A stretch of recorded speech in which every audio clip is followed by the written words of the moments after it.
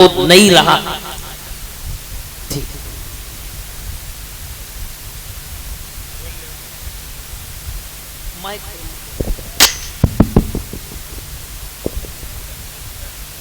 हम लोगों के लिए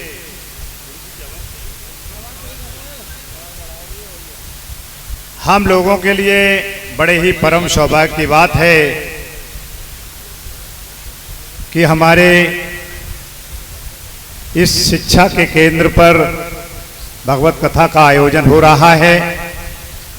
तो मैं सर्वप्रथम अपने शास्त्री जी को प्रणाम करता हूं कि आप अपनी वाणी से सबको इस कथा को श्रवण करा रहे हैं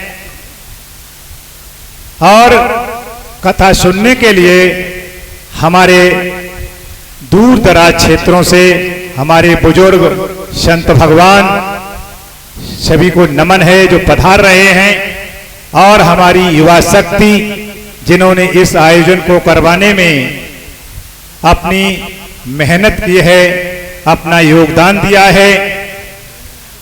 कथा बराबर चल रही है और सबसे आदरणीय वंदनीय हमारी ये मातृ शक्ति जो हमारी माता बहनें बेटियां जो ये कथा का श्रवण कर रही हैं, तो कथा के माध्यम से जरूर अपने आप में घर में रह करके परिवर्तन करेंगी।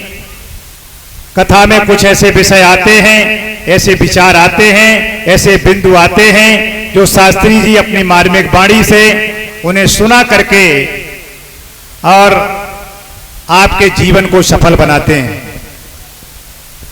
ए बेटा यहाँ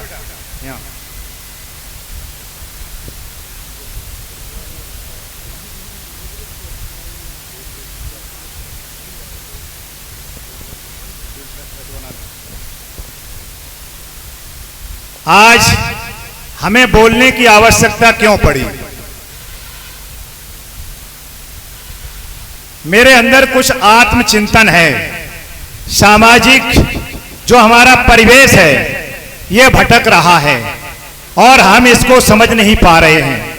इस भौतिकवादी जगत में हम अपनी सुख सुविधाओं के आगे चिंतन तो करते हैं, लेकिन हमारे बीच में जो बुराइयां पनप रही हैं उसको हम भूल जाते हैं।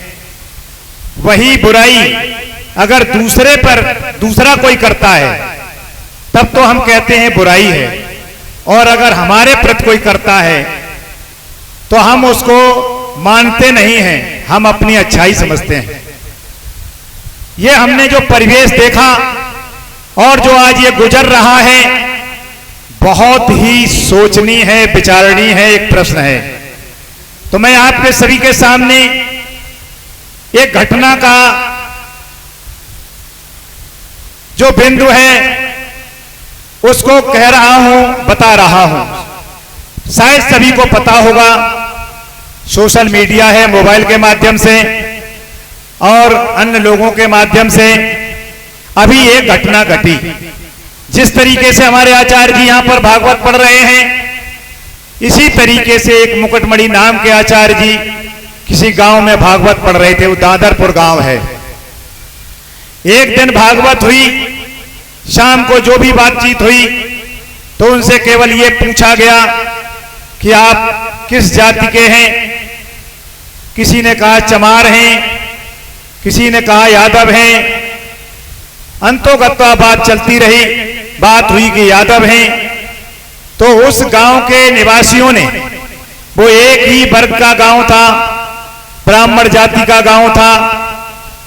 अब आप देखिए, हम आदिकाल से ब्राह्मण को पूजते चले आ रहे हैं, दान दक्षिणा देते आ रहे हैं, शादी विवाह पढ़वा रहे हैं, कथा करवा रहे हैं। सब कुछ कराने के बाद यदि कोई यहां पर हो तो बुराई न माने। ये मेरा आत्मचिंतन है। इतना कराने के बावजूद जाति के नाम पर घृणा क्यों? मानव मानव है, किसी भी जाति का हो। सभी से मेरा अनुरोध है कि चाहे आपके गांव में हो या बाहर हो, चाहे निम्न जाति का जिसे आप मानते हो वो मानव है। उसके बाद जाति है। जाति कर्म के अनुसार बनी थी। जैसे कर्म करोगे वैसी जाति रहेगी, लेकिन ये जाति जन्म के अनुसार बना दी गई। शास्त्री जी, हमारे यहां एक सूक्ति है, जन्मना जायते शूद्रा संस्कारा द्विजुच्यते वेद पाठी भवेत विप्रा ब्रह्म जानाति ब्राह्मणा। संस्कार जन्म से सब शूद्र हैं, कोई भी उच्च जाति का नहीं है। जो भी है, जिसने भी जन्म लिया है, सब शूद्र हैं। हमारे अगर संस्कार अच्छे हैं तो हम देवताओं के समान हैं। हम अगर वेद पाठ करते हैं तो हम विप्र के समान हैं, और जो ब्रह्म को जानते हैं तो ब्राह्मण कोई जाति नहीं है। इसमें हमें भटकाया गया है।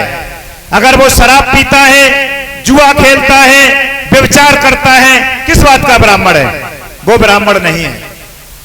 अगर मेरे यहां कोई अच्छे कर्म करता है, वेद पढ़ता है, भागवत पढ़ता है, ज्ञान की बात करता है, तो वो ब्राह्मण है, चाहे वो किसी भी जाति का हो। लेकिन जाति के नाम पर उनकी खोपड़ी घोंट दी गई, चोटी काट दी गई, नाक रगड़वाई गई, और इसके साथ साथ जिसको कहने में शर्म आती है कि जो महिला परिषद बनी थी, उस महिला की पेशाब भी छिड़क करके उनको पवित्र किया गया। ये इतना बड़ा दुष्कर्म किया गया। ये सिर्फ ये बात दिखाने के लिए, ये यादवों की केवल बात नहीं है। आज आ रहा था मध्य प्रदेश में, एक लोधी जाति के युवक को मल खिला दिया गया। मल से मतलब बिष्ठा, जो लैट्रिन। उस लड़के को इन्हीं जाति के लोगों ने उसको बिष्ठा लैट्रिन खिलवा दी। बड़ा हंगामा है। ये क्या हो रहा है समाज के अंदर? इन सबको हमको सोचना पड़ेगा, विचार करना पड़ेगा। इन्हीं सब विचारों के लिए हमें 4 दिन से मैं परेशान हूं। उस दिन एसएसपी साहब के यहां रिपोर्ट भी करवाई थी और मीटिंगें बराबर चल रही हैं। आज भी मैं वहीं से लौट करके आया हूं, और हो सकता है कल मैं फोन से राम प्रताप जी उनको बताऊंगा। सबके लिए संदेश आएगा कि कल बाहर से भी लोग आने वाले हैं, कहां पर मीटिंग होगी, क्या होगा, इस सारे अवगत कराया जाएगा। तो ये यादव समाज की बात नहीं है, ये समस्त ओबीसी समाज की बात है, एससी समाज की बात है, हर समाज की बात है। क्योंकि जो गरीब होता है, चाहे जिस समाज में हो, उसकी कोई इज्जत नहीं मानी जाती है। तो मेरा सभी से अनुरोध है कि जरूर अपने संस्कारों पर विचार करें, ध्यान दें। शास्त्री जी से भी मैं अनुरोध करूंगा। शास्त्री जी, इस पर भी विचार मंथन चल रहा है। आप लोग भागवत करते हैं, बहुत अच्छी बात है, मैं आपको बहुत बहुत शुभकामनाएं देता हूं। एक बार शास्त्री जी के लिए जोरदार तालियों के साथ स्वागत करें कि आप वाणी अच्छी है, भागवत का पाठ अच्छा करते हैं, सही तरीके से कर रहे हैं, करें। हमारी मातृशक्ति महिलाएं, वो भी भागवत पढ़ रही हैं, अच्छी बात है। महिलाओं को आगे आना चाहिए। महिला हमारी जितनी भी सुशिक्षित होगी, संस्कारवान होगी, उतना ही हमारा परिवार अच्छा होगा, हमारा परिवार आगे बढ़ेगा। जब मेरी महिला पढ़ी लिखी नहीं होगी, सुशिक्षित नहीं होगी, तो मेरा परिवार गर्त में चला जाएगा। तो मेरा एक अनुरोध है, भागवत के मंच के माध्यम से, ये ज्ञान का मंच है, ये भागवत आप सभी जो मेरे युवा हैं वो सुने। इस बात को युवाओं से मेरा अनुरोध है, ये भागवत ज्ञान का मंच है। 7 दिन तक हम अपना समय बर्बाद करते हैं, यहां से हम ज्ञान लेकर के जाएं, यहां से हम वो चीज लेकर के न जाएं जिनसे हमारे कान का जो पर्यावरण है वो उसी में घूमता रहे। मेरा जिस तरीके से शरीर खाना चाहता है, शुद्ध खाना चाहिए, तभी हमारा शरीर स्वस्थ होगा। अगर हम भोजन अच्छा नहीं करेंगे तो हमारा शरीर अच्छा नहीं बनेगा। उसके लिए हम पौष्टिक आहार लेते हैं, घी लेते हैं, मेवा लेते हैं, फल लेते हैं, खोया बनाते हैं, मिठाइयां बनाते हैं, सेव फल खाते हैं, क्यों खाते हैं? जिससे स्वास्थ्य हमारा अच्छा बने। इसी तरीके से ये हमारा शरीर, जिसके अंदर ये हमारा आत्मा जो वास कर रही है, ये आत्मा जो वास कर रही है वो हमेशा चाहती है कि हम ज्ञानवान बने। और ज्ञानवान हम तभी बनेंगे जब मेरे विचार अच्छे होंगे, हम विचार अपने अच्छे लेकर के जाएंगे, तभी हम ज्ञानवान बन पाएंगे। हमें अपने अच्छे विचारों को धारण करना है। तो मेरा ये युवा शक्ति से ये कहना है, आप अच्छे विचार बन पाइए जो भी हैं, क्योंकि आपने भागवत सुनी, एक आचार्य की मजबूरी होती है। युवा शक्ति में हमने देखा है, आचार्य भागवत पढ़ रहा है, बस आचार्य भागवत पढ़ रहा है और वो आकर के अपनी फरमाइश कर देते हैं। आचार्य की मजबूरी है करना, लेकिन मैं तो ये कहूंगा आचार्य जी आप भी सिद्धांत रूप से बने। आपसे मतलब हमारा जो भी हो, जहां भी भागवत पढ़े, क्योंकि कह दीजिए कि नहीं ये मंच है, ये ज्ञान का मंच है, ज्ञान की बात होगी, समाज की बात होगी, सबकी बात होगी। तो इसलिए संस्कारवान बने, अच्छे बने। थोड़ा सा हम प्रकाश और डालना चाह रहे हैं समाज के ऊपर। मेरी माताओं, मेरी बेटियों, मेरा ये चिंतन है, आने वाले 20 साल में अगर हम लोग इसी रफ्तार से चलते रहे, अपने आप को नहीं संभाला, तो ये हमारे रिश्ते खत्म हो जाएंगे। भाई बहन का रिश्ता खत्म हो जाएगा, बुआ फूफा का रिश्ता खत्म हो जाएगा, बहन बेट, ये रिश्ते मेरे जो बने हैं ये बेटियों के द्वारा रिश्ते बने हैं। ये बेटियां रिश्ते लेकर के आती हैं, इन बेटियों को संस्कारवान बनाइएगा।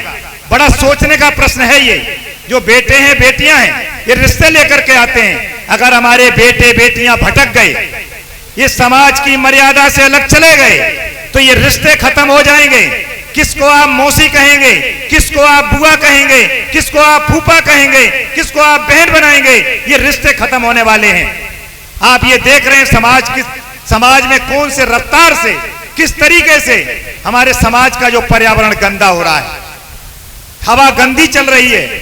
हमें संस्कारवान बनना है, हमें ये सोच समझ करके चलना पड़ेगा। अपनी अच्छे तरीके से खाइए, कपड़े पहनिए। मैं एक बेटियों के लिए, सभी के लिए, बेटों के लिए एक बात कहना चाहता हूं। माताएं बैठी हुई हैं, सोना बहुत कीमती होता है, सोना बहुत कीमती होता है। अगर बात अच्छी लगे तो तालियां बजाना। सोना बहुत कीमती होता है, और अगर उस सोने को सड़क पर डाल दिया जाए तो सोना बचेगा? सोना बचेगा? सोना चला जाएगा। मेरी बेटियों, मेरी बहनों, माताओं, इस बात को ध्यान में रखो। किसी बुराई की बात नहीं है। अगर हम कपड़े सही नहीं पहनेंगे, हमारा ये शरीर खुला हुआ जब दिखाई देगा, रास्ते में चलता हुआ वो राक्षस, वो दरिंदा आपके ऊपर छींटाकशी करेगा। इसलिए ध्यान रखो अपने आप का। आप एक सोना हैं, लाल हैं, हीरा हैं, अपने आप को बचाइएगा। मैंने ये देखा है कि जब बेटे बेटियां जब भटक जाते हैं तो बड़ा मामला खराब हो जाता है, परिवारों के रिश्ते खराब हो जाते हैं, खत्म हो जाते हैं, और उन लड़के का कुछ नहीं बिगड़ता, लेकिन बेटियों का सर्वनाश हो जाता है। बेटियां जब भटकती हैं तो बेटी सबसे